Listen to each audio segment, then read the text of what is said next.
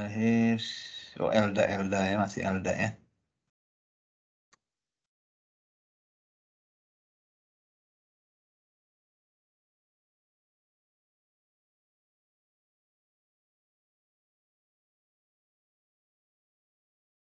Desember. Hah?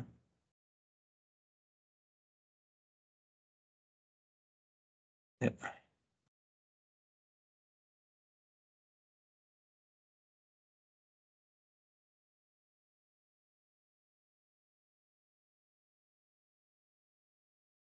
Hmm.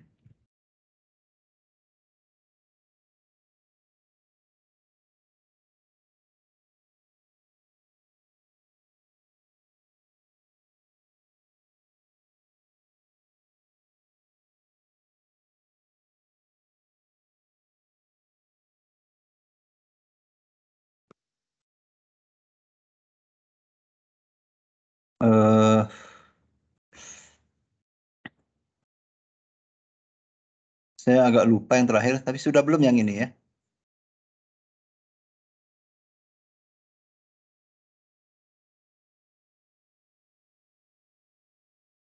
Yang ini udah belum ya? Yang seperti ini udah belum?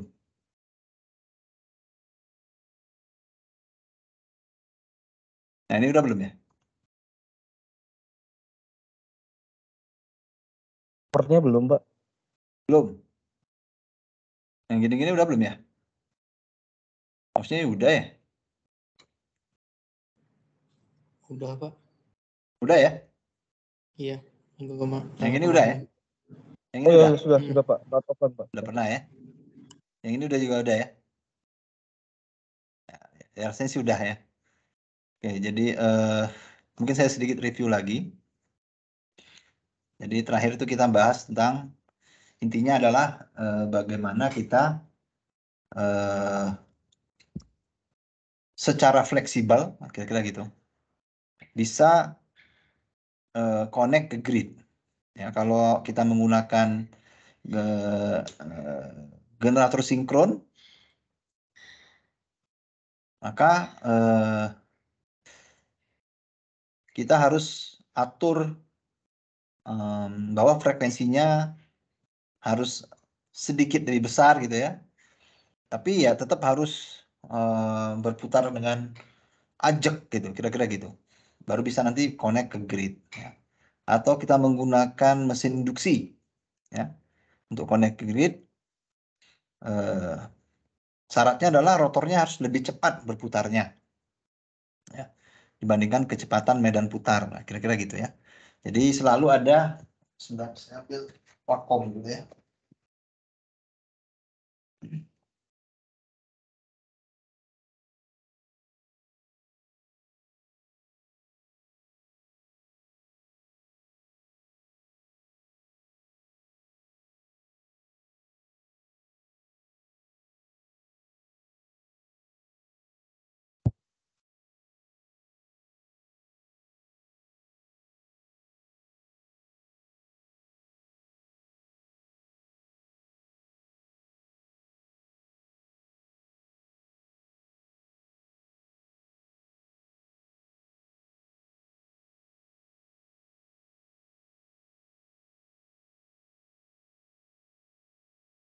Nah, jadi selalu ada possibility ketidaksinkronan kira-kira gitu ya antara grid dengan sumber energi yang akan masuk. Coba saya kasih satu gitu. Ya.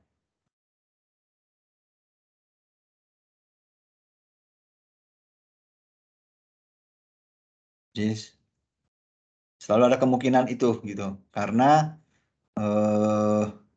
kalau yang rotating ya, jadi mesin sinkron gitu ya, generator sinkron gitu, atau mesin induksi gitu. Syarat-syarat rotatingnya itu ya ini harus sinkron kalau ini kan, harus synchronize ya, sinkron dengan grid ya, kira-kira gitu. Yang ini harus berputar lebih cepat, nah gitu ya, dibanding grid. Nah, ini membuat mereka ini kurang fleksibel, less fleksibel. Nah, akhirnya orang munculkan konverter kan. Intinya itu sebenarnya, konverter. Jadi hal-hal yang tidak fleksibel akibat kekurangan mesin-mesin rotating itu menjadi tidak lagi signifikan. Jadi walaupun kecepatan angin tidak bisa memutar mesin induksi lebih cepat dibandingkan grid, tapi tetap bisa menghasilkan power ke arah grid, ya. Kira-kira gitu.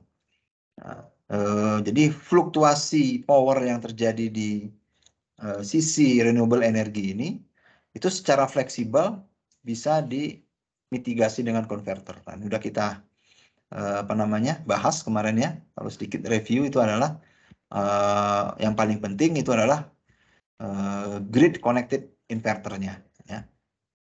Jadi grid connected inverter di mana dia bisa memaksa ya power itu masuk ke grid berapapun yang diproduksi oleh sumbernya, PV atau angin gitu ya, berapapun yang diproduksi oleh sumbernya itu bisa dipaksa untuk masuk ke dalam grid.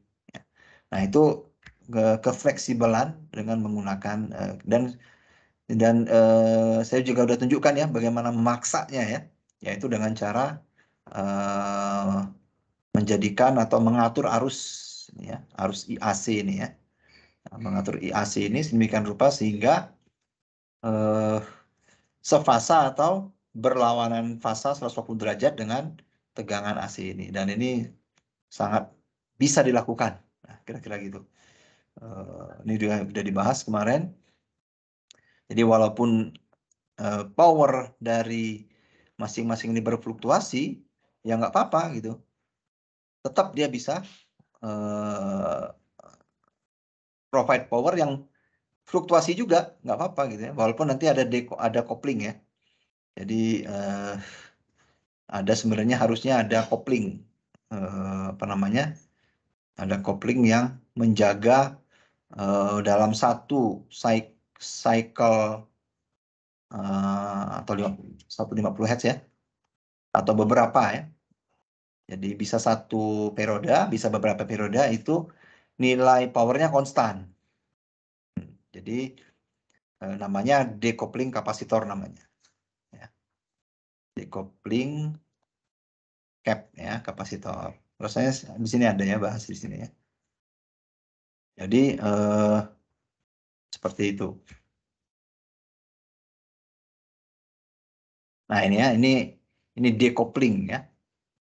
Mengapa butuh decoupling? Nah, jika kita menghadapi dua sistem yang nggak match behavior powernya. Jadi misalnya PV, ya ini PV misalnya. PV dalam waktu yang pendek atau sekitar 20 milisecond gitu ya. Satu cycle-nya PLN, satu periodenya tegangan PLN, yaitu pasti powernya konstan ya. Dalam rentang 20 milisecond ya. Kan pendek sekali 20 milisecond itu. PT-nya konstan. Nah, kira-kira gitu ya. Bahkan mungkin N kali 20 milisecond, N kali T, T-nya PLN, periodenya PLN, itu masih bisa dikatakan konstan. Anggap misalnya saya ambil 5T gitu ya, selama 100 milisecond atau 0,1 detik. Nah, gitu ya. Misalnya 5 siklus. Gitu. Nah, ini masih konstan. Nah, namun kalau kita lihat tegangan PLN kan begini. Nah, ini V PLN. Nah, supaya masuk power aktif tegangan arusnya harus sefasa kan? Nah, kira-kira gitu. Nah, ini IT. Nah, ini kalau saya plot PT-nya atau powernya instantaneous, bentuknya gini. Nah, gitu. Ya. tidak konstan. Nah, ini nggak match. Ya. PT-nya dari PV itu konstan, relatively konstan selama satu periode, sedangkan yang dibutuhkan oleh grid itu tidak konstan. Justru bentuknya sinusoid absolut gitu ya, dengan frekuensi 2 kali lipat gitu. Nah, karena ini nggak match antara input output, ya, antara grid sama PV, maka dibutuhkan kopling namanya. Nah, di sini kita gunakan karena ini voltage source ya, jadi kita gunakan kapasitor kopling namanya. Ya, supaya terjadi decoupling, ketidaktergantungan. Ya. Decoupling itu terjadi ketidaktergantungan, kira-kira gitu. Nah, di mana nanti ada beberapa persamaan matematik ya, bahwa nanti tegangan power rata-ratanya yang dikeluarkan oleh PV itu harus sama dengan power rata-ratanya yang dibutuhkan atau yang dikirimkan kepada AC. Ya, itu harus sama rata-rata ya. Jadi P average dari PV itu dengan P average dari grid itu harus sama. Ya. Walaupun instantaneousnya tidak sama. Ya, PT grid ya, ini grid, PG, ini PV itu tidak sama memang, tapi rata-ratanya sama. Nah, ini ada satu persamaan, ini bisa diturunkan ya, gampang sebenarnya nurunkannya. Ya ini kan dari ini ya, dari di VT sama dengan misalnya V sin omega T ya. Salah itu.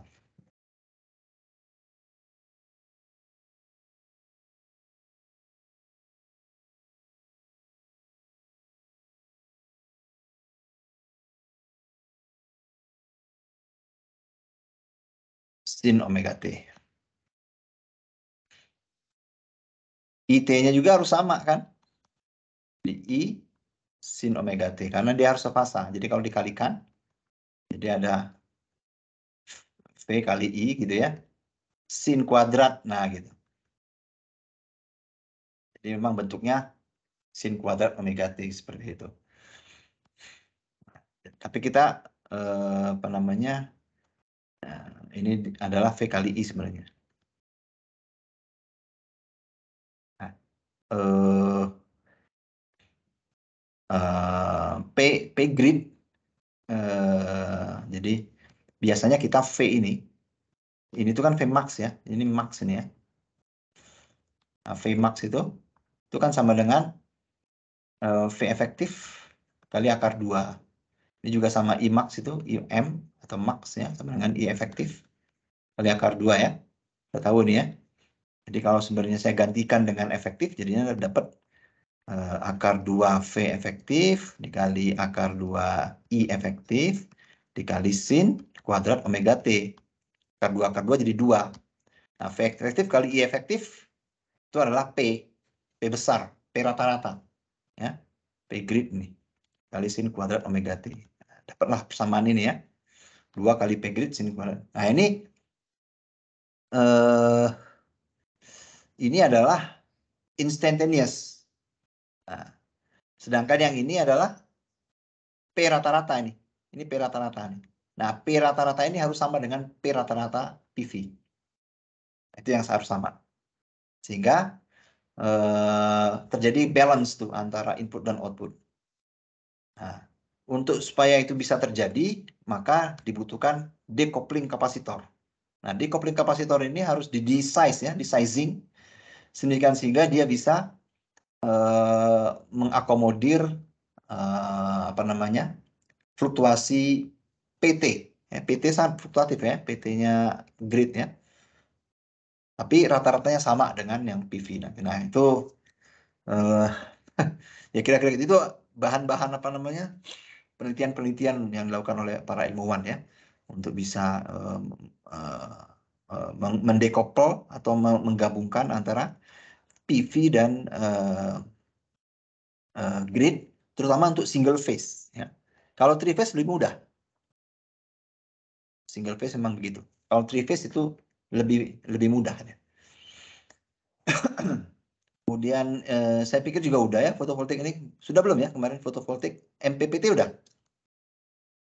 Halo, halo? MPPT udah ya? Udah salah Pak. Hah? Sudah. Sudah kan? PPT udah, saya pikir udah ya. Ini. Kalau energi storage udah belum ya? Energi storage sudah belum? Belumkah? Sudahkah? Yang hidrogen Pak bukan? Hah? Yang pakai apa namanya? Amonia Flywheel? hydrogenated. Hah? Belum kayaknya Pak. Belum kayaknya Pak. Belum. Kalau topologi inverter lah, centralized, string inverter, multi string, udah ya? Coba ya, saya mungkin review sedikit lagi aja ya. Nah, jadi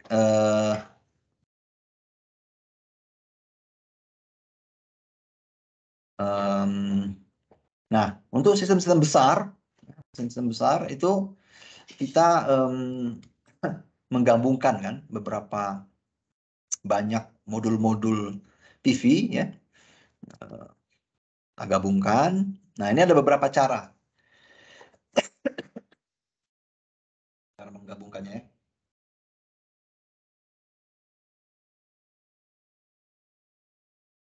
Pertama adalah dengan menggunakan apa yang disebut dengan centralized inverter. Jadi PV modulnya di seri paralel seperti ini, dapat tegangan serinya itu supaya bisa cukup tinggi ya, karena tegangan inverter ini butuh tinggi dia DC-nya ya.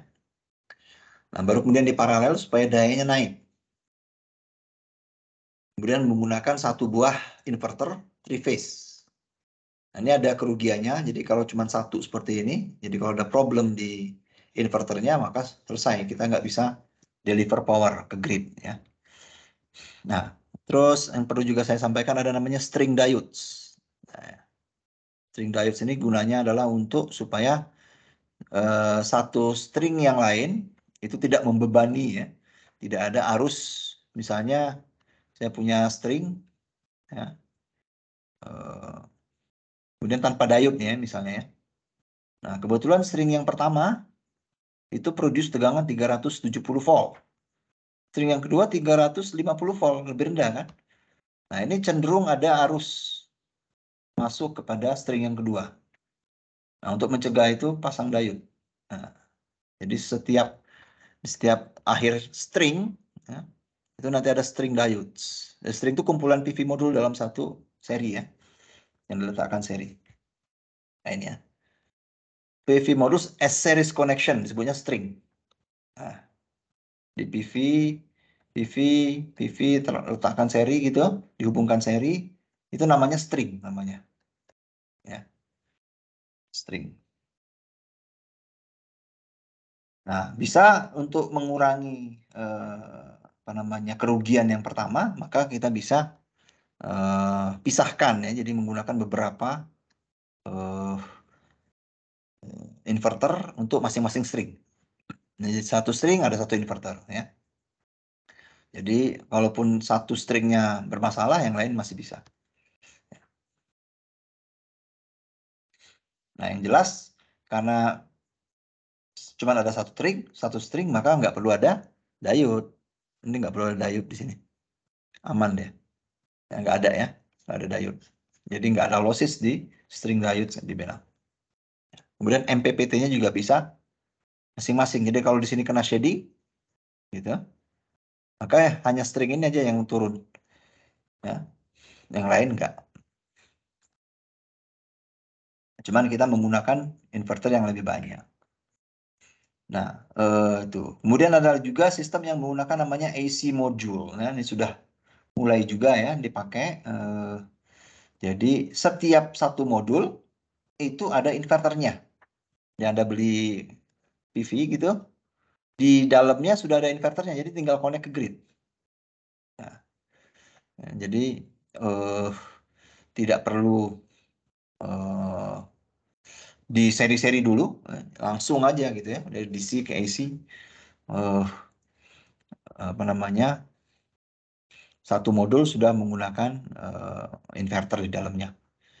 Nah, cuman ini memang butuh, karena ini kan biasanya satu modul ini kan rendah tegangannya ya, 30 volt gitu ya. Sedangkan AC kan misalnya 220 volt ya. Nah, ini butuh teknologi untuk menaikkan tegangan atau high voltage amplification teknologi ya. Jadi naikkan tegangannya. Ini macam-macam juga teknologinya, caranya ya. Seperti itu. Tapi produk ini sudah ada ya. AC modul kita nyebutnya. Jadi satu modul sudah ada inverternya. Jadi kita nggak perlu lagi seri paralel, langsung aja connect ke grid gitu. Future topologi masih ada multi-string inverter, ada AC modul, AC cells ya. Nah, ini multi-string nih. Jadi multi-string itu dia gabung di bus DC ya. Jadi ada string-string tapi gabung di bus DC, disebutnya multi-string. Ya sebenarnya nggak begitu jauh beda dengan yang AC sebenarnya ya. Dia hanya gabungnya itu di bus DC. Kalau tadi gabung di bus AC. Nah, kita lihat ya. Jadi dia gabung di bus DC sini. Ya. Ini gambarnya nggak begitu nggak begitu komunikatif ya, nggak begitu general nih. Karena orang akan melihat misalnya ini positif, ini negatif, ini bahaya nih ya. Harusnya begini dia. Jadi ini satu string, ini DC-DC, DC-DC satu string, ini DC-DC. Nah gini aja bus. Nah, itu. Jadi nanti bisa banyak. Ini PV, ini DC-DC. Nah ini bisa banyak. Gabung di DC bus. DC bus, nah, dari DC bus masuk ke inverter, masuk ke grid. Nah, jadi berbagai macam sebenarnya sih. Orang-orang menggunakan mana yang lebih mereka kuasai. Ya. Nah ini ada keuntungannya sebenarnya. Karena gabung di bus DC, jadi pengendalian pengaturan atau flow power itu mudah dibandingkan AC. Ya. Kalau AC kan harus ada fasanya, macam-macam ya. Kalau ini enggak. Ya. Cukup besarnya aja. Jadi saya mengendalikan power di sini, itu dari berbanding lurus dengan arus. Ya. I-nya. Karena tegangan bus DC kan sama. Ini ada V bus. Ya, V bus DC-nya tetap. Jadi tinggal ngatur arus. Nah, itu lebih mudah, jauh lebih mudah dengan menggunakan yang AC. Nah, kemudian AC cell sebenarnya mirip dengan yang tadi, ya, AC modul. Cuman karena disebut sel itu lebih kecil dari modul. Ya. Jadi sel itu very low voltage dia. Kalau modul sebenarnya modul itu sama dengan kumpulan sel. Ya. Nah, satu sel itu cuman tegangannya 2 volt sebenarnya. Anda bayangkan 2 volt untuk bisa generate tegangan 220 volt AC. Terlalu jauh kan? Nah, makanya sel itu di seri paralel untuk membentuk modul. Ya, modul yang kita beli itu modul sebenarnya, modul PV modul. Nanti tegangannya kalau yang umumnya sih antara 30 sampai 45 volt ya. Satu modul. Nah, itu setelah di seri paralel. Tapi kalau memungkinkan dengan AC cell ya mungkin juga. Tapi ini terlalu jauh ya. Dari 2 volt ke 220 itu jauh sekali. Jadi ini misalnya 2 volt gitu ya. Nah, ini harus generate tegangan untuk bisa ke grid 220. Ini itu harus 300 minimal ya. 312 ya, 320 lah. Baru bisa connect ke grid.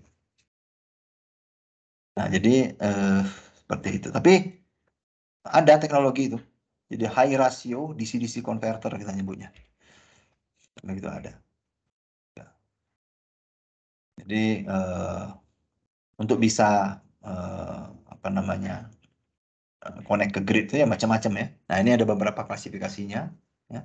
Ada single stage, jadi PV langsung DC AC seperti ini. Syaratnya tegangannya harus tinggi. Nah, ini harus high. Nah, ada beberapa konverter ya, yang dikembangkan oleh orang-orang. Itu menggunakan yang disebut dengan boost inverter.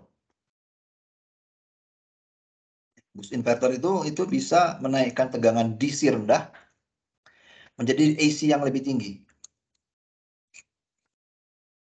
Ada beberapa caranya. Atau ada juga yang menggunakan kaskad, ya, kaskad DC-DC converter. Ya. Karena terlalu jauh misalnya gitu tegangannya bisa didouble dengan kaskad.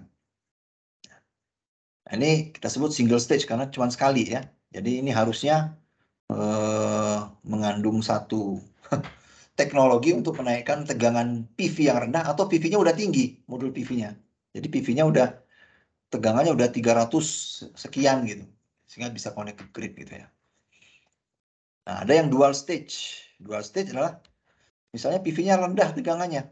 Maka kita butuh menaikkan tegangan DC supaya tegangan DC cukup tinggi di sini ya. Nah, oke. Kemudian ada juga yang multi-string. Ya, multi-string berarti menggabungkan beberapa string. Bisa menggabungkan yang single stage, bisa menggabungkan yang dual stage. Nah, ini contoh yang menggabungkan dual stage ini kan satu sistem sendiri, satu sistem sendiri. Sebenarnya dual stage tapi digabungkan yang satunya. DCS ini digabungkan. Jadi kita nyebutnya multi-string inverter. Ini tadi sebenarnya sudah ya sedikit ya.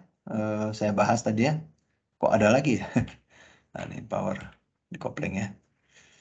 Nah, kemudian ada juga yang menggunakan trafo. Ya, trafo-trafo, baik trafo frekuensi tinggi maupun trafo frekuensi rendah. Tapi memang kita tidak recommended untuk menggunakan trafo frekuensi rendah atau kita sebut dengan line transformer ya. Line transformer ini maksudnya adalah trafo frekuensi rendah. Ya, kenapa? Karena trafo frekuensi rendah itu dia bentuknya besar, geometric size-nya besar. Kemudian karena geometric size besar, ya. Selain itu juga karena dia pakai materialnya lebih banyak, ya, material konduktornya lebih banyak, terus core-nya lebih banyak, jadi mahal, berat, mahal, besar gitu ya. Jadi tidak disukai.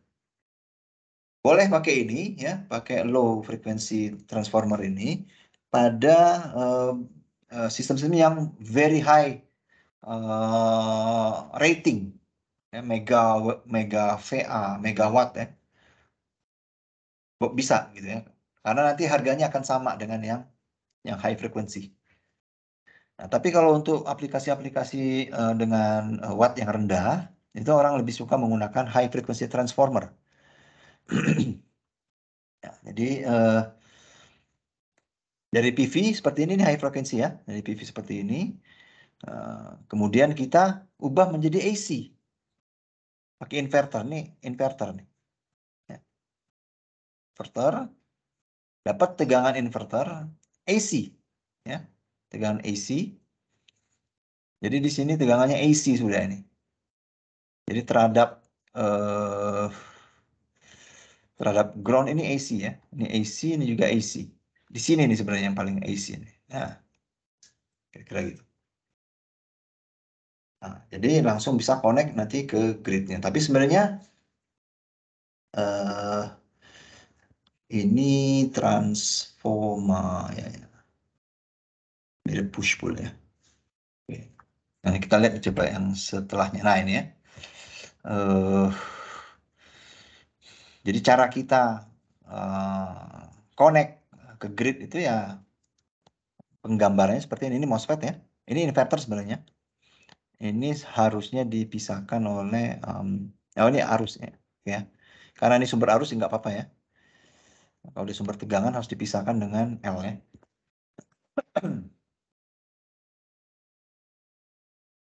Ini topologinya namanya full bridge namanya. Tapi modenya mode current source. Oh, ini half bridge namanya. Ya. Jembatan setengah.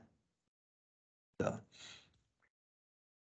Nah, kalau ini menggunakan inverter voltage source. Nah, kalau pakai voltage, kalau ininya tegangan, sisi-sisi yang tegangan, maka harus pakai L. Ya. Kalau tadi pakai, karena arus ya, ini arus ya. Itu nggak perlu pakai L. Jadi nggak ada L-nya nih.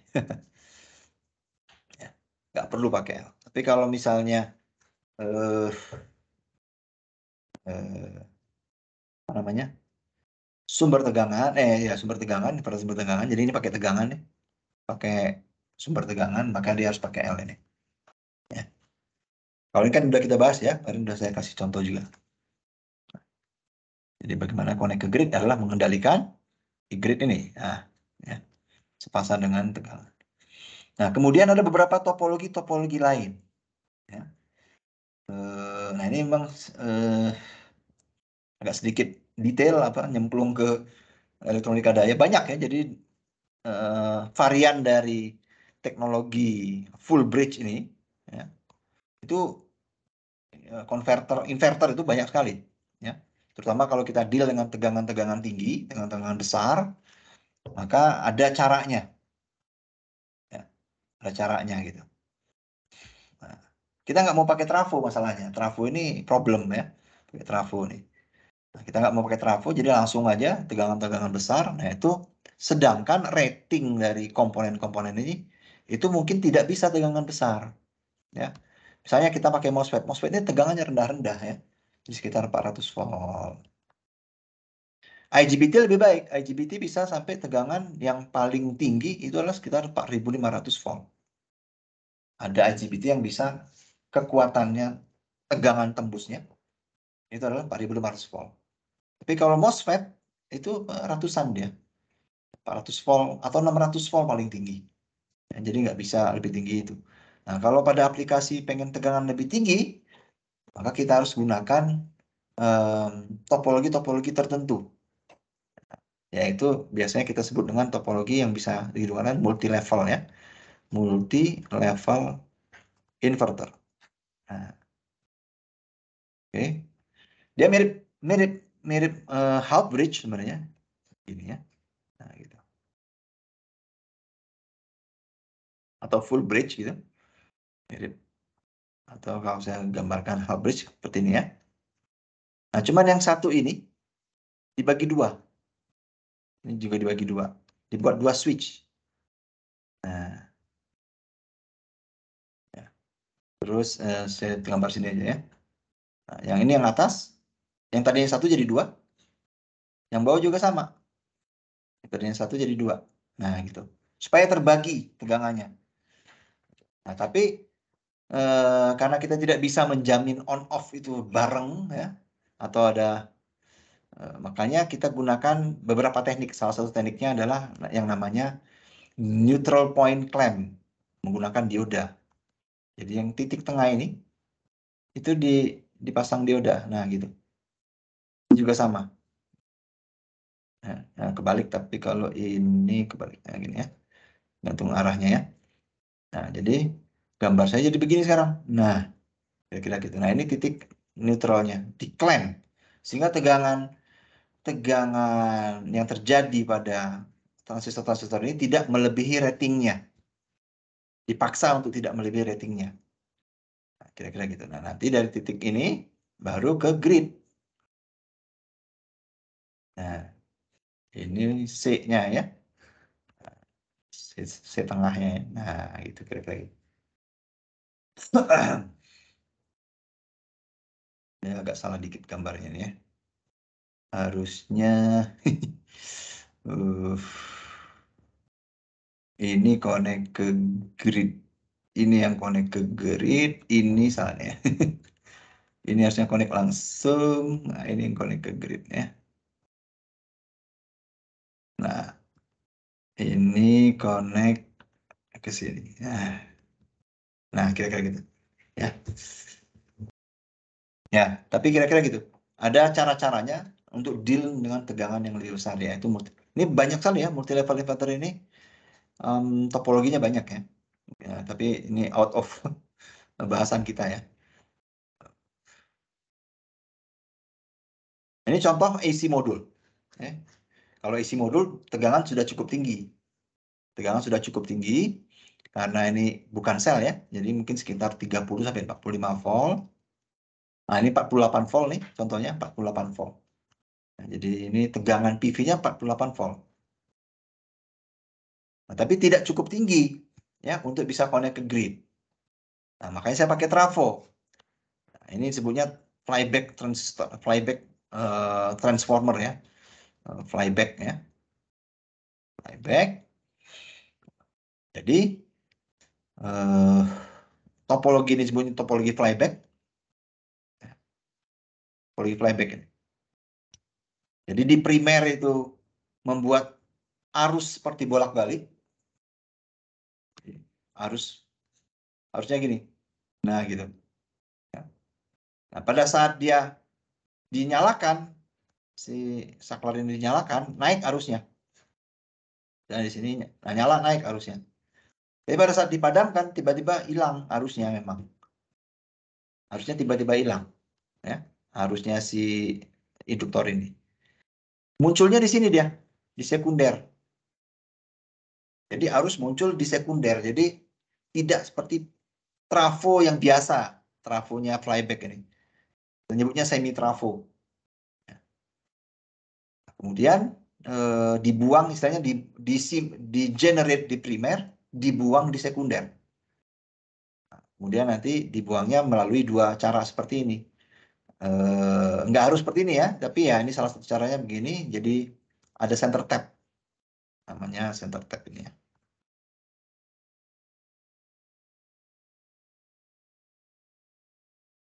Jadi terbuang ke sana, nanti kita bisa kendalikan arusnya, bentuk arusnya sedemikian sehingga arusnya itu sinusoidalnya di sisi grid. Ini namanya AC modules, karena kita punya PV modules, connect langsung ke grid. Ya. Sudah ada, ini bagus sekali, efisiensinya 96%, PF-nya hampir 1. Ya kalau PF sih gampang ya. Nah, ini contoh yang lain ya, yang ada di pasaran itu menggunakan combine flyback dengan buck boost. Nah, ini flyback, yang ini flyback sendiri. Kalau kita lihat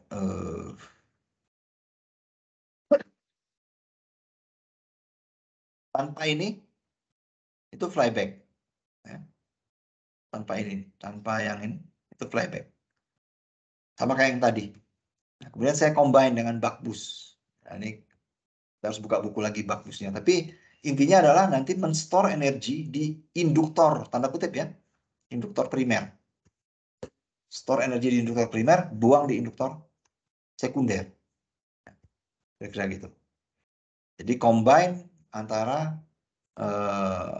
rangkaian flyback dengan rangkaian buck boost. Yang lain lagi ya, contoh yang lain lagi menggunakan nah kalau yang ini push pull. Jadi PV-nya ini PV-nya ya. Menggunakan push pull converter seperti ini. Ya.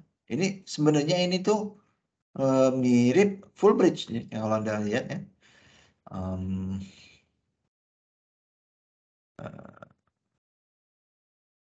Saya gambarin dengan cara lain ya.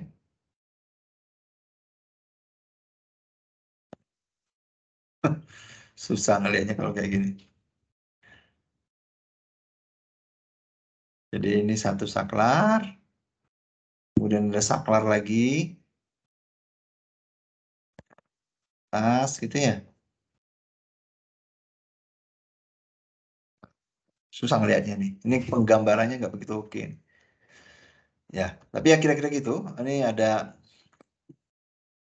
kalau dilihat sih kayak ada double flyback ya. Jadi flyback 1 dan flyback 2. Shimizu inverter. Ini efisiensinya nggak begitu bagus. Ya.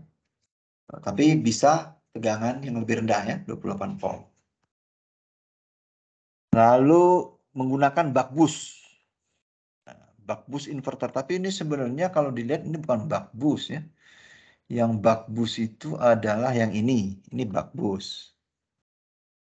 Nah, oke, tapi yang ini adalah full bridge ya. Nah, oke, itu full bridge. Ini trafo frekuensi tinggi, high frequency transformer. Udah itu ya. Ini switch, ini saklar apa namanya? Untuk mengendalikan ini AC chopper kita nyebutnya ya. AC chopper ya. AC chopper tuh gini maksud saya. Jadi kalau misalnya kita punya tegangan gitu, nah ini bisa dipotong-potong nih. Nah gitu. Jadi nanti bentuknya gini dia. Ada lagi di sini. Nah gitu. Nah, ya. Namanya AC chopper ya. Nah, jadi saya nanti bisa mengatur nilai efektif dari tegangan AC-nya. Namanya AC chopper. Nanti arusnya juga akan ikut terkendalikan ya.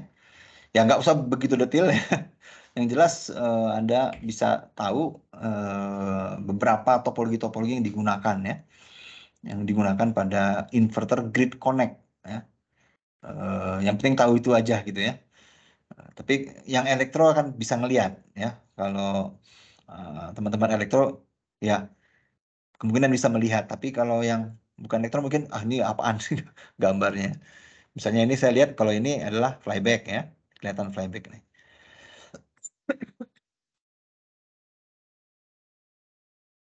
Kemudian ini itu adalah inverter.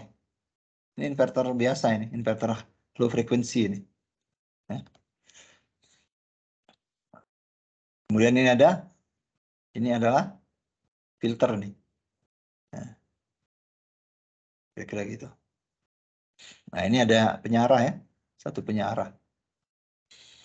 Jadi nanti tegangan DC, ada tegangan DC di sini, DC voltage. Ya, kelihatan ya, tapi ya kira-kira gitulah. Ini mirip seperti yang tadi ya. Kalau ini, nah ini juga kelihatan nih sebenarnya. Anda bisa lihat yang satu ini pertama adalah ini namanya resonan, nah series resonan DC-DC converter ya. Kemudian ada trafo, ya, jadi AC di situ. Kemudian ada rectifier, penyarah. Nah ini kemudian ini inverter biasa ini. Dan ada tambahan diode, AC diode. Jadi banyak sekali topologinya. Ini cuma contoh-contoh aja yang dipakai di dalam itu. Saya akan lompat aja ya. Nah ini contoh produk Sunny Boy ya. Kalau dulu mungkin terkenal ya, Sunny Boy. Jadi Sunny Boy ini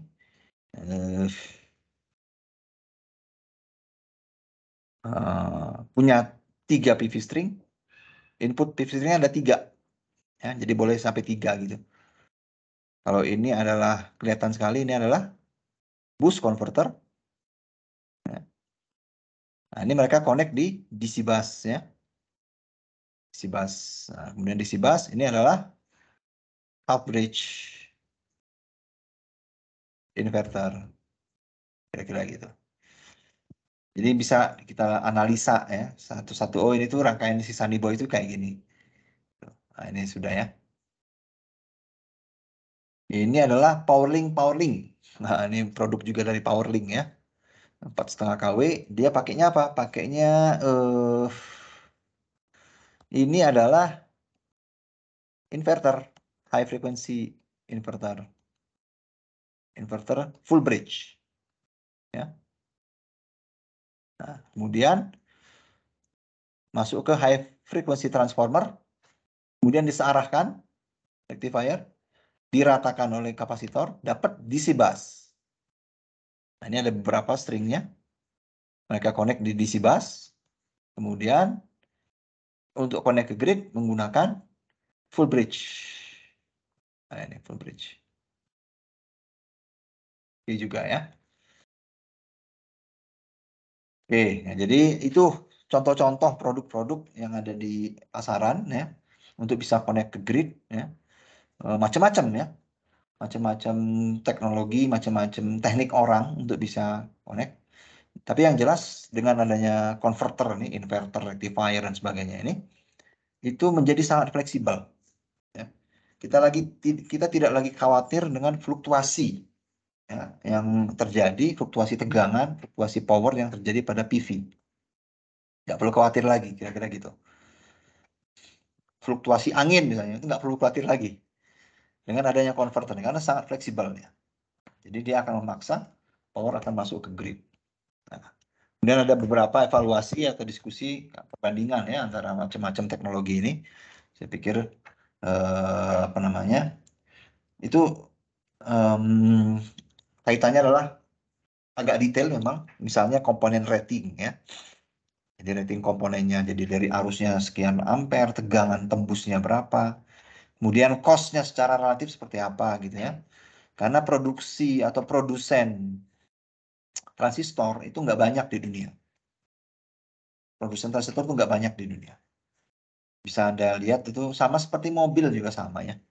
Jadi kalau transistor itu yang saya tahu ya Semicron gitu ya. Semicron, Toshiba, Mitsubishi, Fujitsu ya, yang bisa produksi transistor power. Kemudian Powerrack kalau Eropa ya. Terus apa lagi? Nggak banyak ya, pemainnya tuh nggak banyak. Karena untuk bisa membuat transistor daya itu kemurnian silikonnya harus tinggi. Nah, tidak kemurnian silikon tinggi ini nggak gampang. Jadi hanya sedikit yang bisa main di situ. Dan lifetime ya, lifetime itu akan sangat tergantung dari suhu, ya. Kemudian stress voltage yang dikenakan, stress arus yang dikenakan pada transistornya. Nah, jadi itu akan mempengaruhi lifetime dia. Sama efisiensi, nah, jadi rugi-rugi yang terjadi pada apa namanya sebuah konverter, ya itu ada namanya rugi-rugi switching ya, rugi-rugi penyaklaran atau switching ya. Switching ada rugi-rugi konduksi. Jadi kalau sebuah transistor IGBT misalnya, ini IGBT itu berarti C, E sama G ya. Nah itu ada arusnya kan, ada arus pada saat dia konduksi atau ada tegangan pada saat dia VCE kita sebutnya, pada saat dia off. Ya. Jadi kalau saat off, ini bertegangan nih, VCE tinggi nih, sesuai dengan lingkungannya ya. Tapi kalau pada saat on, tegangannya kan nol nih, antara CE. Tapi arusnya ada. Nah itu kalau digambarkan secara grafik, ya, misalnya dalam keadaan kondisi, ini VCE ya, dalam keadaan kondisi on, berarti tegangannya rendah atau nol. Nah VCE on itu sekitar 0,2 atau kalau di seri jadi 2 volt ya. Nah 2 volt gitu. Tiba-tiba kalau dia on, ini off ya, pada saat pada saat on ya. Pada saat kondisi transistornya dalam kondisi menghantar, jadi on. VCE-nya 0. Nah gitu kira-kira gitu. On. Tapi kemudian dibuka, saklarnya dibuka, nanti tinggi tuh tegangannya. Nah seperti itu, sesuai dengan tegangan lingkungannya. Misalnya dia sama dengan tegangan VDC. Nah arusnya itu pada saat on arusnya gede gitu ya, misalnya gede gitu ya, gede. Nah gitu, kan on soalnya dalam keadaan on ada arus I. Tapi kemudian tiba-tiba di off, harusnya turun langsung 0. Tapi nggak langsung turun, jadi kayak gitu. Nah, seperti itu. Ini kondisi off nih. Nah, jadi VCE dengan I ini kalau kita kalikan, ya, dapatnya begini dia. Nah, gini. Nah, seperti itu. Ya. Ini kali ini kan bagian pada saat on, karena VCE-nya cuma 2 volt, dia rendah dia. Ini P. Nah, tapi kemudian VCE meninggi. I-nya merendah. Kira-kira gini. Nanti ada satu titik dia turun semua. Nah, gitu. Nah, ini PT ini, kalau ini kan waktu ya. Kalau diintegral gitu, PT diintegral dengan waktunya itu, yang ini, itu akan menjadi satu W, namanya switching loss. Nah, loss switching. Kira-kira gitu. Dan ini sangat signifikan dan sangat panas ya. Bisa merusak kapasitor transistor itu sendiri. Dan ini menentukan efisiensi. Nah, ini rugi-rugi switching. Kalau rugi-rugi konduksi ya pada saat CE-nya ini on, nah ini rugi-rugi konduksi nih. Ya, yang ini rugi-rugi konduksi nih. Ini konduksi, conduction loss. Nah, yang gunung itu switching loss. Rugi-rugi konduksi kecil, jauh lebih kecil dibandingkan dengan rugi-rugi switching. Kira-kira gitu. Sebentar ya.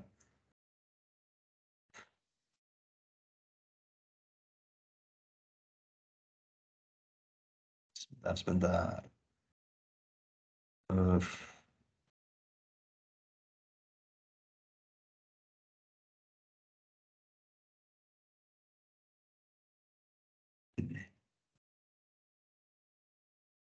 Sama. Oke.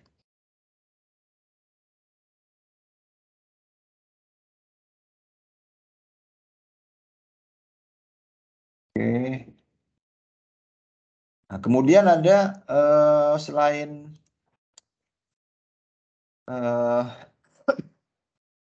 rugi-rugi yang terjadi pada transistor, ada juga rugi-rugi yang terjadi pada komponen lain.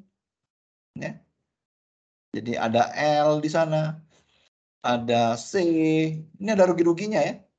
Jadi kalau L itu namanya series resistance ya. Jadi sebenarnya modelnya kayak gitu. Nah, ada ininya, ada serinya sebenarnya itu aslinya. Kemudian kapasitor juga sama ya. Jadi namanya ada ESR atau equivalent series resistance ya. Itu juga ada. Jadi ini akan mengakibatkan rugi-rugi pada komponen-komponen converter. Terus ada diode gitu ya. Diode itu kalau lagi on tidak persis 0 volt tegangan ini. Nah, 0 volt. Kan kalau 0 volt berarti rugi-ruginya nggak ada, tapi tidak persis dia 0,7. Nah, kalau diode-nya di seri banyak, tinggal dikali aja. 0,7 kali sekian. Gitu. Kalau 10 di seri berarti 7 volt. Nah, kalau dialiri arus, maka dia akan disipasi panas P sama dengan total V-nya, delta V, total V-nya dioda dikali arus. Panas juga diodanya. Jadi, itu akan mengurangi efisiensi. Ya, menurunkan efisiensi. Jadi, itulah optimalisasi yang dilakukan orang-orang ya, supaya dapat yang hasil yang bagus. Oke, nah, ini ada perbandingan-perbandingan ya, saya nggak akan bahas agak itu detail gitu ya. Tapi yang jelas seperti itulah. Ya. Intinya bahwa kita bisa connect ke grid dengan fleksibel menggunakan converter itu aja sebenarnya sih. Saya pengen nyampaikan itu ya. Nah, jadi nggak usah khawatir lagi kita itu untuk bisa berinovasi apapun sumber renewable energinya, asalkan dia jadi listrik ya. Since dia jadi listrik, itu kita akan bisa paksa dia masuk ke grid dengan berbagai macam cara, berbagai macam topologi konverter. Kira-kira gitu. Ya. Nah, ini beberapa riset-riset yang terkait. Nanti ada THD istilahnya, ada persyaratan, ya persyaratan penyambungan. Nah, itu penting ya. Bagaimana syarat menyambungkan sumber kita kepada grid. Nah, saya ingin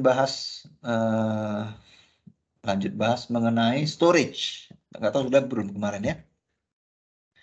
Jadi selain karena kita ini connect ke grid ya, saya akan coba pindah dulu nih.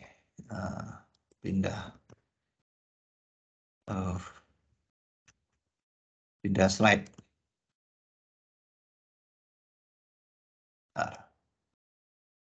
Nah, ini ya.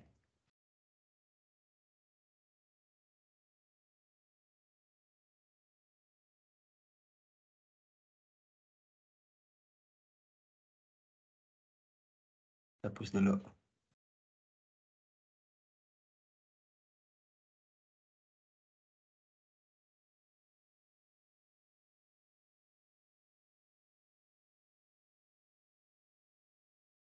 Oke.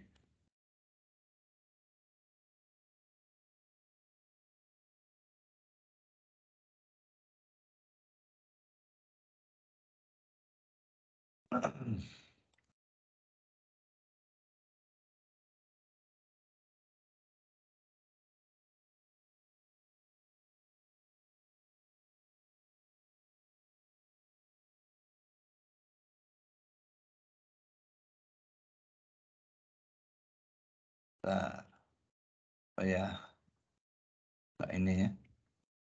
Oke, saya balik lagi. Jadi kita udah tahu, ya. Kita udah tahu bahwa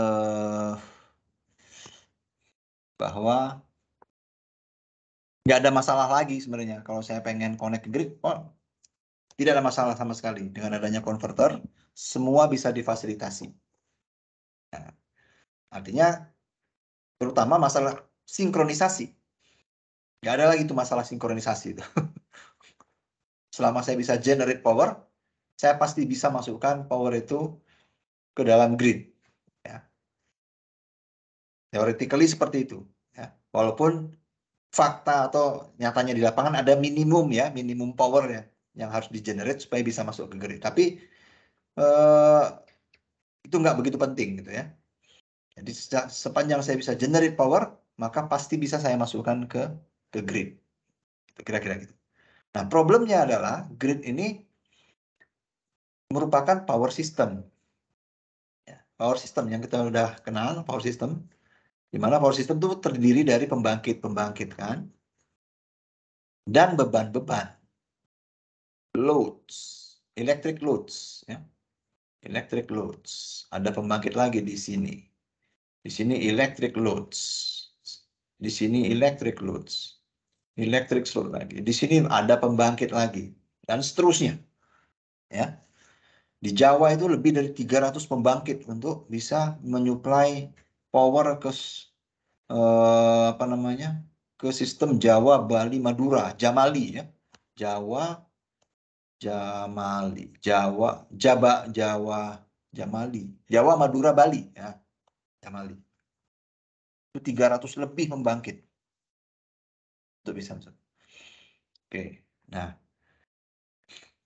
untuk sistem besar seperti ini mungkin kalau fluktuasi yang dihasilkan oleh renewable energy itu tidak besar, renewable energy cuma sedikit, kecil gitu ya, jumlahnya kecil, nggak masalah, itu tidak masalah. Yang problem adalah apabila fluktuasi yang dihasilkan oleh renewable energy itu signifikan terhadap power system. Nah, itu rule of thumb-nya itu adalah jika pembangkit yang fluktuatif itu kurang dari 10% dari kapasitas sistem, maka kita tidak perlu khawatir, kira-kira gitu, bahwa sistem akan terganggu. Tapi apabila jumlah total renewable energy yang sifatnya fluktuatif itu lebih dari 10%, maka harus mulai-mulai bersiap-siap. Ya. Itu satu. Jadi kita membutuhkan ada kekhawatiran bahwa sistem kita itu mengalami ketidakstabilan akibat fluktuasi power yang dihasilkan oleh renewable energy. Itu satu. Problem yang kedua atau case yang kedua itu adalah kalau kita punya sistem sendiri di rumah misalnya, atau kita punya kebun gitu yang agak remote, gak dapat listrik dari PLN, terus kita bikin sendiri.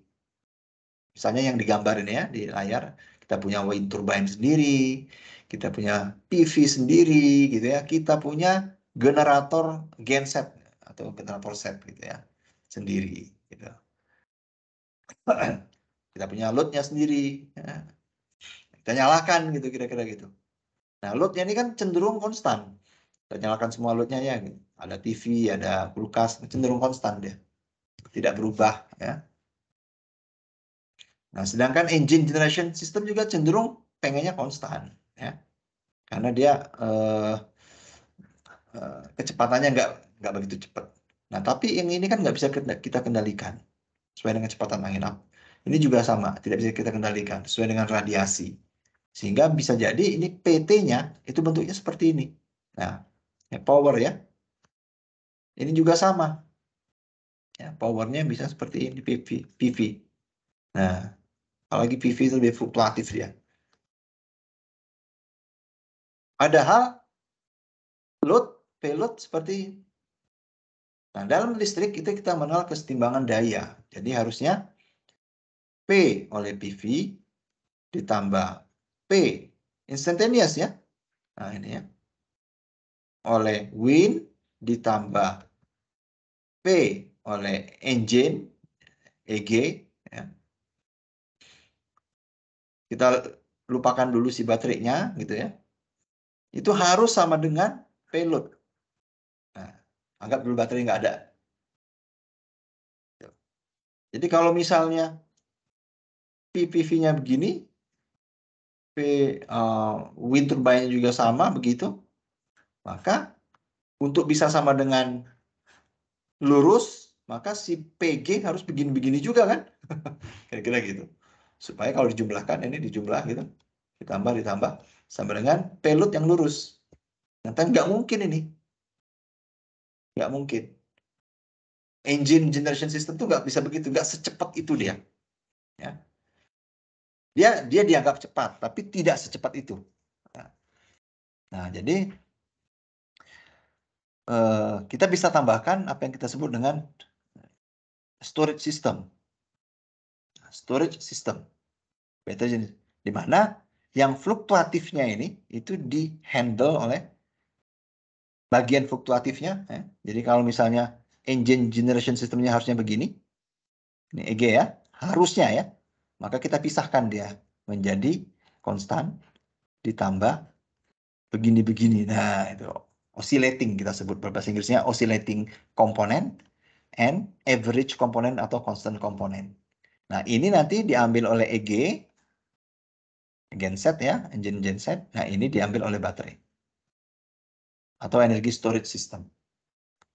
Nah, jadi di sini battery generation system atau battery system itu bertujuan untuk mengkompensasi fluktuasi yang diakibatkan oleh wind turbine dan solar cell. Jadi kalau kita punya terutama punya standalone system seperti ini ya, maka supaya gensetnya tidak teriak tanda kutip, gensetnya itu kasihan itu, maka kita bisa tambahkan energy storage system atau battery generation system.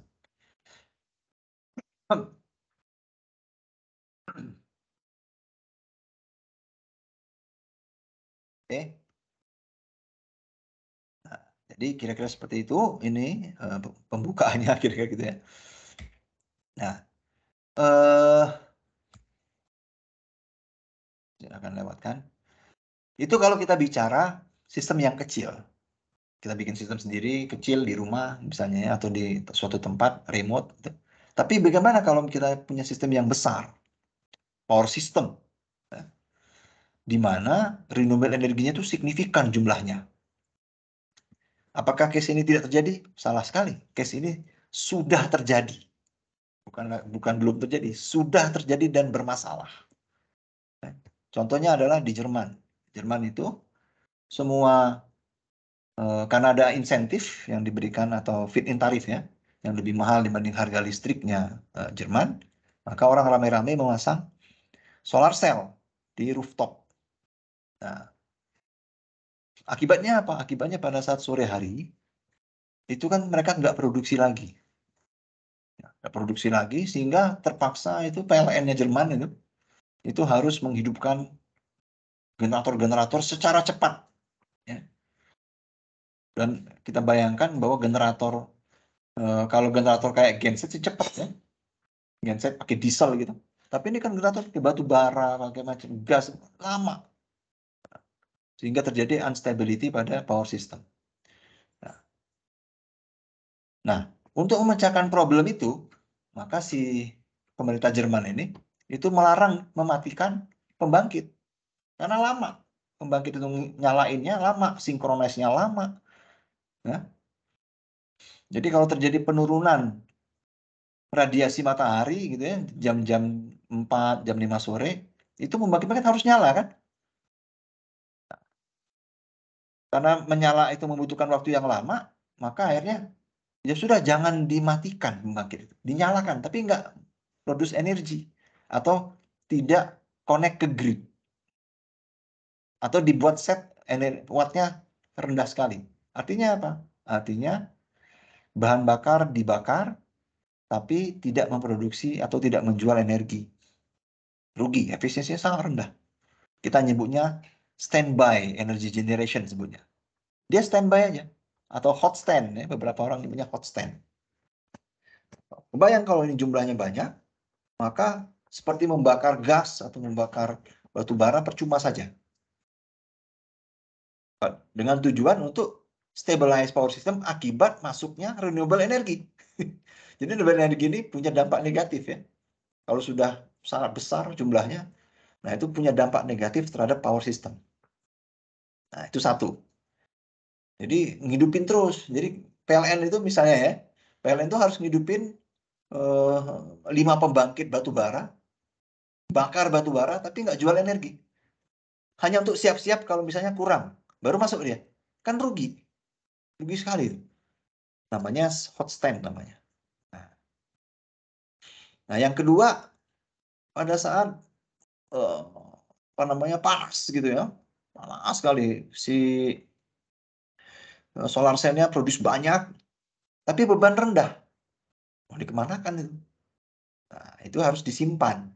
Jadi kita punya kebutuhan tuh need to store renewable energy. Need to store energy from renewable energy sources. Kira-kira gitu. Yang ketiga adalah, yang ketiga ini mirip yang tadi yang kasus yang kecil ya. Jadi fluktuasi yang sesaat-sesaat itu juga perlu dikompensasi kan. Karena dalam listrik itu mengenal keseimbangan daya sesaat. Ya. Itu harus sama dengan 0. Ya, sigma PT keseimbangan daya sesaat itu harus sama dengan 0. Kalau enggak goyang frekuensinya. Kabel listrik ya. Nah, kemudian ada juga kebutuhan untuk memindahkan peak load. Jadi kalau di apa namanya? PLN itu kalau kita gambarkan ini waktu ya, jam itu, maka jam 00 atau malam siang misalnya, siang itu rendah gitu ya. Tergantung dari ini ya, wilayahnya ya. Kalau residential area sama industrial area beda dia. Load profile-nya beda. Anggap misalnya ini siang-siang jam 6 gitu ya. Nanti pas ini jam 6 pagi ya. Nanti setelah orang pulang, mereka mulai nyalain TV. Di sini mungkin jam 18 nih. Nyalain TV, nyalain lampu, nyalain macam-macam gitu kan, naik lagi itu. Nah, ini namanya beban puncak nih. Peak load namanya. Bahkan bisa naik kayak gitu. Nah, titik ini itu namanya peak load. Seperti itu. Ya. Nah, ini nggak bagus. Kenapa? Pada saat peak load, itu losses sangat tinggi. Losses itu sangat tinggi dia. Yang kedua, ini rentan sekali nih. Kalau tiba-tiba terjadi kekurangan daya atau beban besar masuk, maka harus melakukan namanya load shedding namanya. Melepas beberapa beban yang shedding. Nah, itu ya. Melepas beberapa beban yang dianggap tidak penting supaya power system masih terjaga. Ini nggak bagus nih. Peak load itu. Jadi kita butuh ada satu cara, bisa nggak ini dipindahin ke sana ya? Nah, jadi agak naik gitu. Nah, oke naik di malam tapi nggak begitu signifikan. Nah gitu, kira-kira nggak begitu signifikan. Energinya sama tapi dipindahin sehingga tidak terjadi peak load itu. Nah, kebutuhan-kebutuhan ini itu bisa dijawab dengan energi storage. Ya. Since kita membahas tentang apa namanya grid connection, ya, jadi penting energi storage ini, ya. Karena salah satu problem grid itu adalah kestabilan, dan menjaga kestabilan grid itu salah satunya adalah dengan menjaga ini sigma PT sama dengan 0. Ya. Jadi kalau bisa menjamin sigma PT sama dengan 0, maka kita akan bisa menjaga kestabilan grid. Energy storage saat ini itu mahal, ya. Terus ada beberapa isu-isu baru, ya. Yang dulu kita nggak tahu. Kemudian ada space constraint, ya. Karena biasanya kan kita space itu penting juga, beli tanah dan sebagainya, beli lahan, ya. Jadi ada aspek-aspek praktis yang harus dihadapi. Nah, ini contoh nyata. Ini contoh nyata nih, ya. Terjadi di California, ya. Tahun 2016.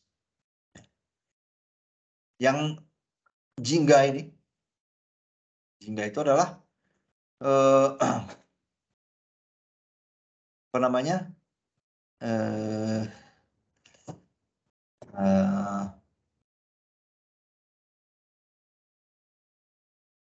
Power yang harus dikeluarkan oleh pembangkit konvensional, gitu. Kalau yang biru dulu, mulai dari biru. Yang biru itu adalah power beban. Ini beban nih, yang biru, ya. Itu adalah power yang dibutuhkan oleh beban.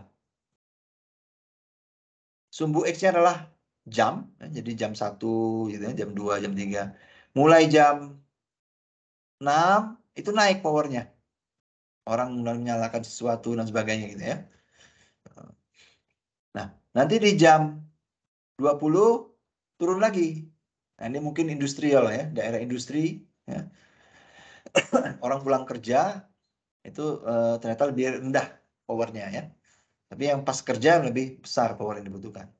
Nah, tapi pas di rentang antara jam 7 pagi sampai jam 17 atau 18 itu kita bisa ternyata ada produksi solar cell. Ini solar cell nih. Ini PV nih. Nah, PV naik produksinya. Nah, karena total generation, ya, ini kan yang jingga ini kan produksi dari pembangkit konvensional. Nah, jadi ini seharusnya PG aja, ya. Nah, gitu, ya. Payload atau beban itu harus sama dengan PG ditambah PPV. Nah, kita nggak bisa kendali ini PPV ini.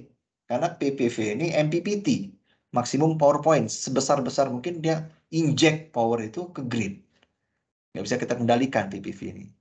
Yang bisa kita kendalikan adalah PG. Nah, PG-nya, jadi samanya jadi saya ubah. PG sama dengan payload dikurang PPV. Nah, gitu, ya.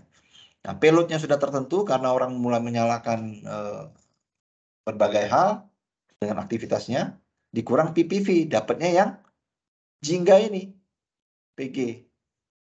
Jadi dia mengkompensasi apa namanya? Kurangnya PPV dia handle kira-kira gitu. Makanya bentuknya kebalik dari PV kan, perutnya gitu, nah gitu, kebalik dari PV, ya. Nah, cuman yang jadi menarik itu adalah kalau dia melepas seperti ini, oke sih. Nah, yang menarik adalah pada saat mulai jam 3. Nah, jam 3 itu menarik, ya. Note, the red curve, maksudnya jingga, ya, ini harusnya merah itu, ya. Si yang jingga ini itu dari jam 5, sorry, bukan jam 3, jam 5 sampai jam 6, sini, ya, sampai jam 6, itu terjadi peningkatan 5.000 watt. Ini sekitar 20.000, ini sekitar 25.000, ya. Nah, itu tuh 5.000 watt atau 5 gigawatt, 5.000 megawatt atau 5 gigawatt. Jadi ada satu kemiringan yang sangat curam ini, bahwa dibutuhkan bahwa pembangkit konvensional harus provide 5 gigawatt dalam 1 jam. Nah, problemnya itu. Jadi menyalakan pembangkit, ya, dalam 1 jam sediain 5 gigawatt. Ya nggak bisa. Bukan nggak bisa sih, cuman ya repot itu. Kenapa? Karena dari PV tiba-tiba dalam 1 jam, dari jam 17 sampai jam 18, itu turun 5 gigawatt. Karena sore, mataharinya terbenam. Nah, kurva ini kita sebut dengan kurva bebek atau duck curve namanya. Nah, si California Independent System Operator ini mencatat itu beberapa data yang sudah mereka kumpulkan. Itu terjadi peningkatan terus penggunaan solar cell di masyarakat mereka, sedemikian sehingga ya, perut bebeknya itu makin gede. Jadi 2014 masih kecil lah yang menggunakan PV. 2015 mulai membesar, 2016 sampai 2020 ya, itu diperkirakan akan seperti itu. Nah, ini udah lewat sebenarnya ya, tapi dia catat ini pola ini sehingga akan terjadi sesuatu ini. Kalau kita lihat dalam satu rentang ini itu luar biasa curamnya ya, rem, increase rem, jadi curam sekali kemiringannya, artinya bahwa kita harus provide power dalam waktu yang singkat dengan jumlah yang besar. Nah, ini nggak boleh ya, kasihan pembangkitnya. Nah, Jerman waktu itu sekitar tahun 2013-14 ya nggak salah, karena kami ngadain seminar di Bali, mereka coba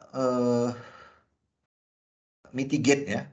Karena duck curve ini tidak hanya di Amerika, ini kan di Amerika ya, di California. Di Jerman juga terjadi.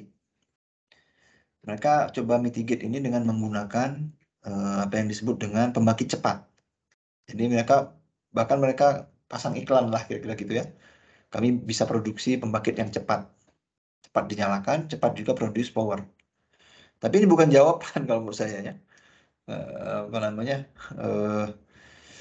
Rotating tuh nggak akan pernah sangat cepat, cukup cepat gitu ya untuk bisa menghandle ini. Makanya yang bisa menghandle itu adalah energy storage system. Ya. Baterai. Ya saya nyebutnya energy storage system, nggak harus baterai maksudnya. Jadi jawabannya ini. Jadi karena apa? Karena energy storage system itu menggunakan inverter nantinya. Dan konverter kecepatannya sangat tinggi. Jadi yang seperti itu gampang. Bisa dihandle dengan mudah. Jadi selain itu ada beberapa fitur lain. Ya, dari energy storage system ada fitur lain dia. Misalnya bisa improve quality of power.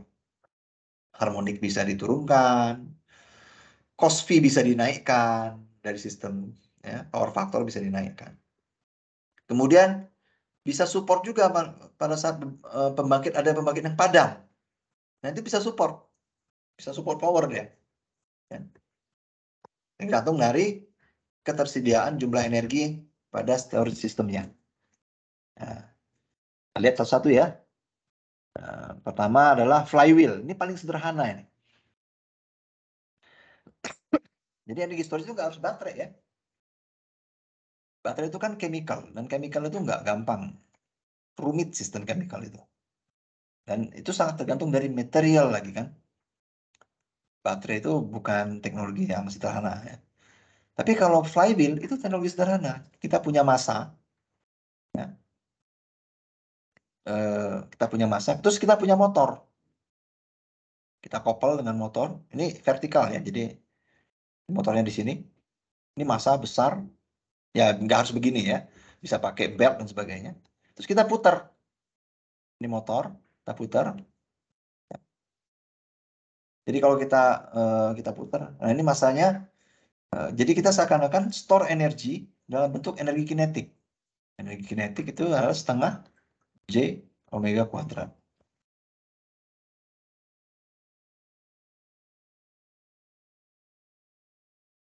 Sebentar ya. Halo Dek, gimana Dek? Boleh Adek ke kampus, boleh. Ada Ila sini. Ya, ya. Ya,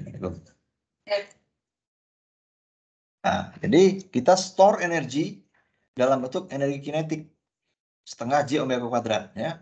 Omega adalah kecepatan putar angular dari si masanya. J adalah inersia dari masa ini ya. Tergantung dari cara dia berputar maka J akan juga berbeda ya. Tapi kita bisa store itu. Nanti pada saat kita membutuhkan energi, si motor ini jadi generator. Si masa ini kan kalau misalnya tidak akan mudah berhenti kan. Jadi pada saat ini berubah jadi generator, tetap muter karena masa ini yang punya inersia. Nah, namanya flywheel. Ini sederhana sekali karena kita cuma menumpuk massa. Semakin besar massanya, semakin besar energinya. Semakin besar kecepatannya, semakin besar energinya. Kira-kira gitu. Jadi nggak harus baterai. Ya. Nah, mungkin nanti yang perlu dipikirkan adalah kan butuh bearing dan sebagainya, ada gesekan di bearing ya, yang itu akan menentukan efisiensi dari energi storage kita. Ini ada beberapa keterangannya ya mengenai. Nah ini contoh penggunaan energi dari flywheel. Kita punya wind energi, ya. Kita punya generator. Ini fluktuatif. Siapa fluktuatifnya nanti menghandle? Generator relatif konstan, load relatif konstan. Nah, siapa yang akan menghandle fluktuatifnya? Yang menghandle fluktuatifnya adalah flywheel. Nah, sehingga nanti ini ditambah itu, ditambah ini sama dengan ini. Itu. Ya. Atau tambahan-tambahan lain ada download dan sebagainya. Tapi ini rugi-rugi, ini loss. Ya. Sedangkan ini akan berpengaruh pada power factor ya kalau kita mengatur Q ya. Tapi tanpa kedua hal ini kita bisa mainkan ya, si flywheel ini supaya provide power supaya total wind energi ditambah diesel engine tambah flywheel itu sama dengan konstan load. Payload. Itu aja salah satu ya. Yang lain misalnya hidrogen. Nah, hidrogen memang menjanjikan dulu, tapi sekarang susah ya karena ya tapi problem-problem hidrogen ini sedang dimitigasi ya karena dia kan kecil. Molekulnya kecil, jadi suka escape dari tanknya hidrogen ya. Nah, oleh karena itu tanknya itu khusus.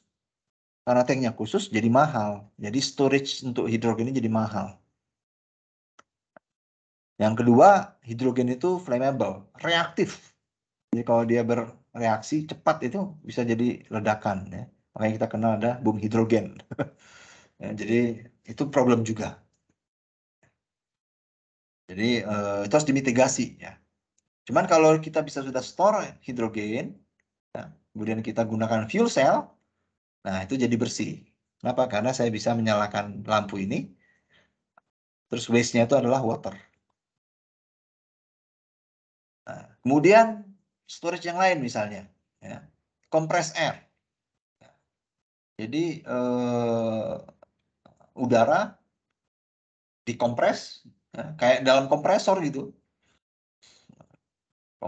Pada saat kita kelebihan energi gitu, ya udah kita ini aja, isap aja udara gitu kan. Kita taruh ke dalam storage seperti ini, tekanannya tinggi gitu. Nanti kalau kita butuh power, udaranya dilepas melewati turbin. Nah gitu, jadilah gas turbine. Kan gitu. Turbin memutar generator, generator mengeluarkan daya listrik. Jadi nggak usah rumit-rumit harus mikir baterai energi storage itu ya. Kalau untuk pembangkitan itu tidak hanya baterai, banyak pilihan yang lain. Nah kecuali kalau untuk keperluan seperti mobil listrik. Nah mobil listrik kan ada constraint lain dia. Jadi harus ringan, harus kecil geometric size-nya. Nah itu membuat penggunaan energi yang lain itu agak praktis ya. Tapi baterai jadi praktis. Tapi kalau untuk pembangkitan renewable energy itu bisa menggunakan flywheel seperti tadi, bisa menggunakan juga compressed air seperti ini, bisa juga dengan hydrogen. Hydrogen sudah dipakai ya di mobil-mobil ya. Jadi sebelum mobil listrik ini sebenarnya hydrogen car itu sudah ada di Amerika, udah banyak. Bahkan Amerika itu punya outlet untuk jual kayak SPBU hidrogen ya. Gitu. Nah yang lain itu ada super capacitor ya. super cap atau ultra cap ya. Jadi nama-namanya ini macam-macam ya. Super cap, ada ultra cap, ya sama aja. Kapasitor yang kapasitasnya sangat besar. Biasa mili atau mikrofarad, ini enggak farad. 2700 farad, walaupun tegangannya rendah. Ya. Cuman karena dia kapasitor, maka reaksinya sangat cepat. Baterai itu reaksinya lambat ya, karena dia chemical. Kapasitor ini kan dia reaksinya, karena dia medan listrik, maka reaksinya jauh lebih cepat. Store energi kan dalam medan listrik. Nah, jadi cocok untuk aplikasi-aplikasi yang butuh cepat gitu. Short discharge nyebutnya. Nah, ini saya butuh apa namanya menganalogikan ya. Jadi kita harus bedakan antara energi dan daya ya. Jadi kalau misalnya ini sebuah toren, nah volume toren itu adalah energi. Ini misalnya air ya. Ini energi nih, W. Ya, saya tulis istilah energi supaya nggak salah. Nah, sedangkan ukuran pipa, ukuran pipa keran ini, nanti kan keluar air. Ini ukurannya itu adalah P. Watt, power ya.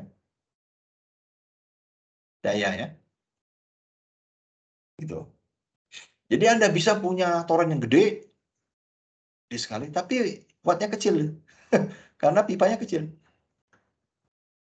Gitu. Atau Anda bisa punya apa namanya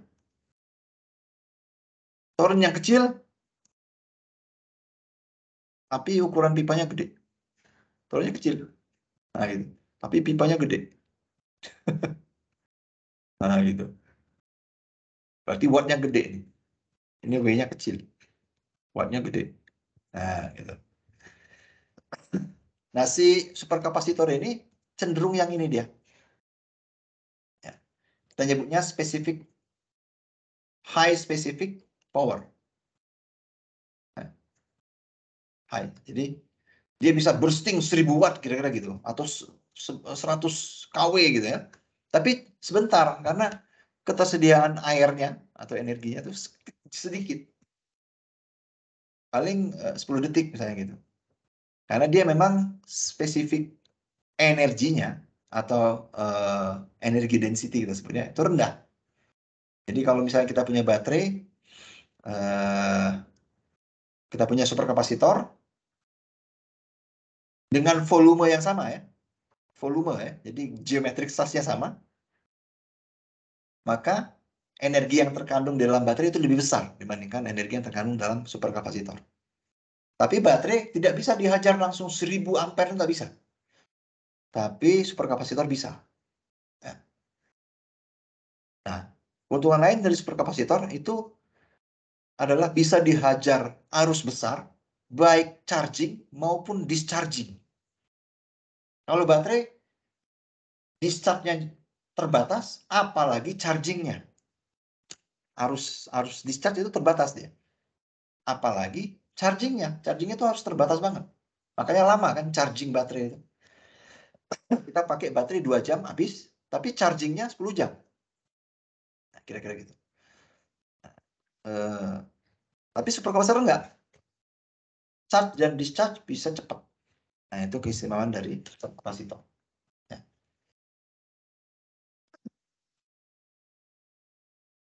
Saya coba selesaikan ya. Energi storage ini ya. Capek juga. Nah, ini ada beberapa perbandingan antara baterai dan ultracap ya. Nah, ini yang sudah terpakai di renewable energy system nih, baterai ya. Baterai-baterai yang terpakai ini survei saya nih di awal tahun ini ya. Di bulan Januari ya. Di satu tempat di Sulawesi ya. Pulau kecil di sebelah baratnya Sulawesi ya. Makassar. Nah, ini kalau ini lead acid ya. Istilahnya itu flooded type of tubular plated lead acid. Nah, ya, lead acid nih. Anda bisa lihat tuh. Lead acid. Jadi lead acid battery masih dipakai untuk renewable energy. Ini dipakainya di solar cell ya, bareng dengan solar cell dia. Ya. Jadi ada satu pulau kecil di sebelah baratnya Makassar, sekitar 10 km. Kita naik kapal ke situ. Nah, di situ PLN install satu instalasi PV, ya, solar cell di sana, ditambah dengan energy storage system. Nah, baterainya itu, ini baterainya, ini saya foto nih. Namanya OPZ. Namanya sih OPZV ya. Anda bisa lihat tuh. ZS, sorry. Nah, ini OPZS nih. Nah, sini ada penjelasan PZS dan sebagainya, bla bla bla ya. Yang jelas dia lead acid, sama seperti baterai mobil. Nah, di tempat yang sama itu sebenarnya ada beberapa baterai lead acid yang sejenis dengan ini itu rusak. Mereka ganti. Nah, digantinya dengan ini. Sama-sama lead acid tapi agak beda. Nyebutnya flooded lead acid batteries. Vented lead acid. Nah, agak beda dikit lah. Ya. Tapi sama-sama lead acid masih. Kemudian saya pindah ke tempat lain ya di utara Jawa. Ada pulau kecil juga. Kalau terbang dari Surabaya itu sekitar setengah jam lah ya kayaknya. Hampir sejam lah.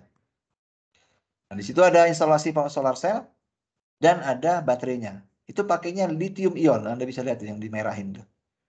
Lithium ion battery system, rechargeable. Nah, ini saya gede ini, rechargeable lithium ion battery system. Punya PLN juga gitu ya.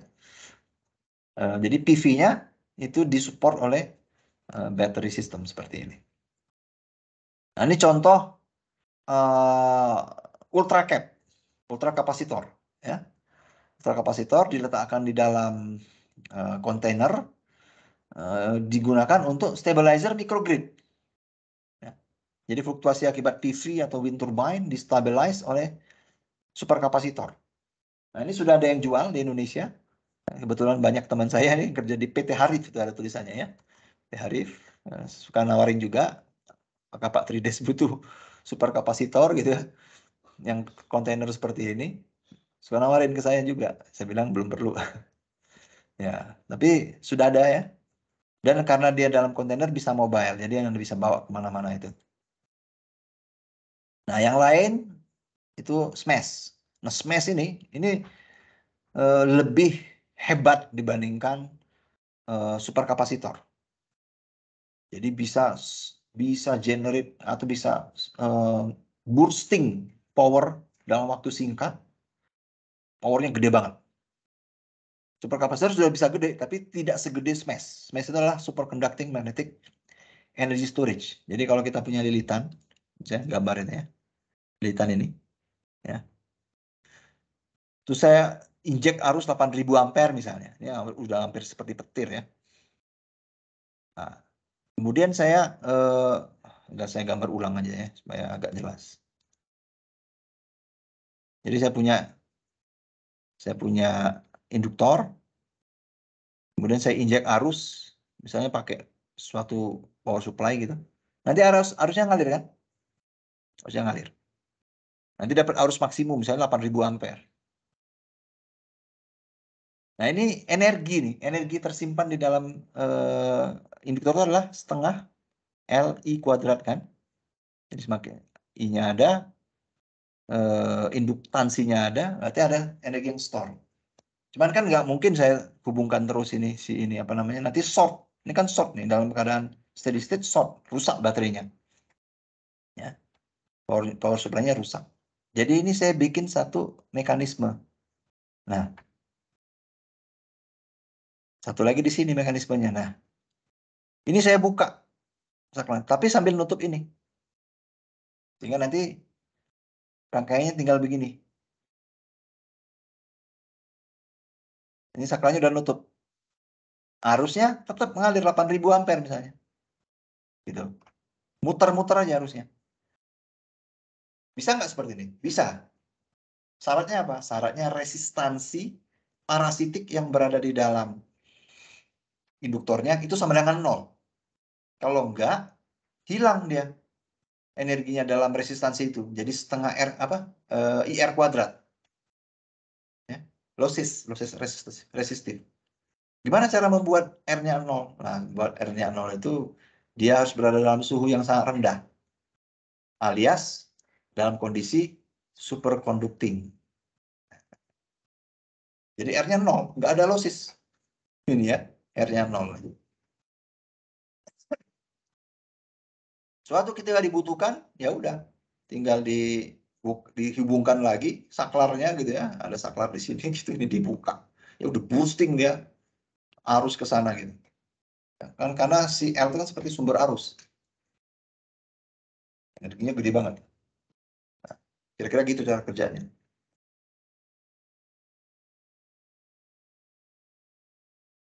Oke. Cepat aja ya. Mau maghrib nih. Atau nanti aja lah, saya juga udah capek. Ya, tapi kira-kira gitu. Energi storage system yang perlu diketahui untuk stabilize grid. Ya. Nanti akan saya coba jelaskan juga. Sekali lagi ya. Walaupun ya saya ini nyari waktu untuk ngerekamnya susah juga gitu ya. Tapi kita harus kuliah sekali lagi sebelum kita ujian. Oke, ada tanya dulu? Mohon maaf Pak, terkait masalah Ya. ujian Pak. Apa? Terkait masalah ujian Pak. Kenapa emang? Saya udah booking tiket hari Senin Pak.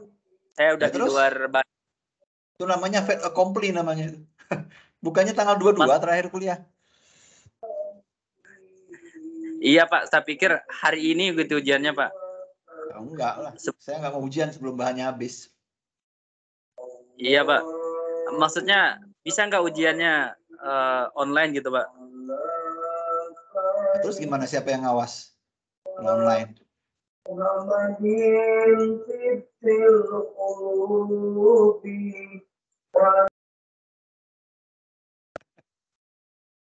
Siapa lagi yang punya masalah sama? Aduh.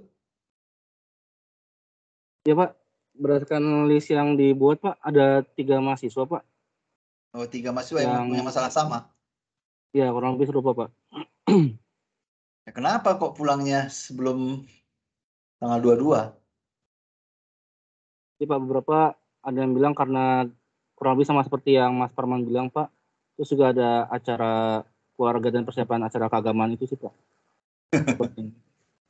Ya, mana lagi?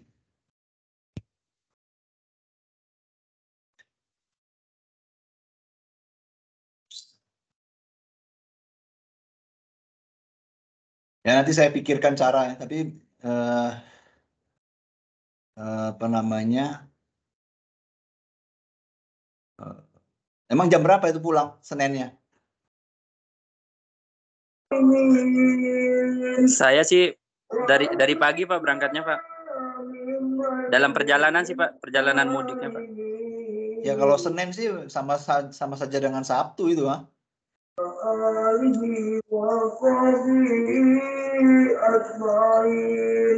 Ya kan? Kamu pulangnya Seninnya atau Sabtunya? Hari Ahadnya sih Pak. Saya berangkat saya pakai kereta Pak. Oh, hari Ahad mah, bukan Senin.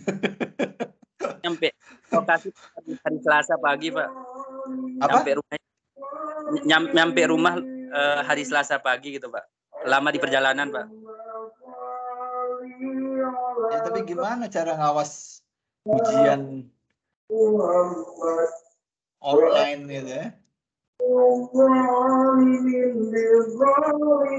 Ya udah, nanti dipikirkan cara. Yang lain kapan pulang itu? Sejauh ini di luar 3 mahasiswa nggak ada tanggapan sih Pak. Cuma untuk ada mahasiswa yang untuk hari Selasa tuh bertanya terkait waktunya Pak, jamnya jika jadi hari Selasa itu jam berapa Pak? Karena ada UAS yang matkul lain juga Pak. Oh iya. Ya, jam berapa dia UASnya itu? Ada bajihan itu, belum, mungkin ada bajihan di room ini. Atau yang sekelas dengan bajihan, teman-teman dari mesin. Ya udah, nanti coba di WA-kan aja Mukni, nanti saya cari solusinya. Baik Pak. Nah, oke. Nanti sekali lagi ya kuliahnya ya. Ya saya Pak, cukupkan aja. mohon izin bertanya, Pak. Ya. Untuk yang absen yang untuk sit in gimana ya Pak? Kan 3 pertemuan awal belum tercatat begitu. Jadi absennya merah. Ya nanti diganti. Kenapa sih ada apa sih kok itu? Bagaimana Pak? Ya kamu WA ke saya hari apa aja, terus nanti saya ganti deh. Oh baik Pak. WA langsung ke Pak Trida saja begitu ya Pak ya? Ya. Baik Pak. Terima kasih Pak. Ya. Halo Pak, selamat sore Pak. Ya, gimana? Saya Jihan Pak. Nah, gimana Jihan? Mohon maaf tadi saya terdisconnect Pak. Tadi untuk hari Selasa minggu depan saya ada ujian jam 9 sampai jam 12. Terus siangnya juga ada ujian lagi Pak di jurusan lain Pak. Jam 16 aja kita ujian, gimana? Halo? Saya sih tergantung yang lain Pak. Kalau jam 16 saya bisa sih Pak. Jam 16 Selasa ya? Ya. Ya. Gimana teman-teman yang lain sih Pak kalau saya bisa.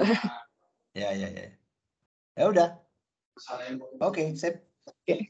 Baik Pak, terima kasih Pak. Lagi? Cukup dulu ya. Saya cukupkan kuliahnya ya. Selamat malam dan assalamualaikum. Maaf Pak. Ya, mana Mukni? Iya Pak. Berarti untuk kelas ini apakah sudah diselesaikan atau masih ada kelas lagi? Sekali lagi kuliah. Sekali lagi Pak ya. Kuliah sekali lagi. Oh ya. Ya. Oke. Untuk info lanjutan. Ya, mudah-mudahan saya bisa ngerekam ya. Ini waktunya juga kalau malam udah capek banget saya. Ya, baik Pak. Oke. Ya. Baik ya. Selamat malam dan assalamualaikum. Waalaikumsalam. Terima kasih. Terima kasih Pak.